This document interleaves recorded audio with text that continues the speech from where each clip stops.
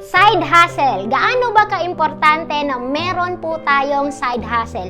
Simple lang po. Kung gusto mo na magkaroon ka ng savings, kailangan dadagdagan mo yung ginagawa mo. Bakit? Siyempre, kung ikaw po nagtatrabaho ngayon, may kinikita ka, sabihin natin 20,000 to 30,000, alam naman po natin, mataas na po ang gastos ngayon and tumataas po ang mga pamimilihin.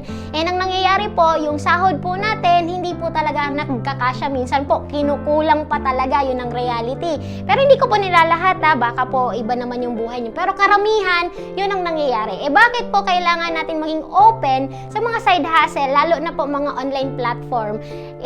Simple lang po, kasi kung nagtatrabaho ka, kaya mo siyang isabay. May internet ka lang, cellphone, pwede na. And at the same time, para po madagdagan ng kinikita mo. Sample na lang po, sa side hustle mo, kumikita kang 5,000 to 10,000, dadagdagan po yung ini-income mo. Ibig sabihin, magkakaroon ka ng savings or yung mga gusto mo, pwede mo siyang mabili. Kaya kung ikaw gusto mo po ng another dagdag na pagkakakitaan, wala po tayong choice, maging open at magkaroon po ng side hustle. Ibig sabihin, magdadagdag ka din ng effort ng gagawin para dagdagan po ang kinikita po natin.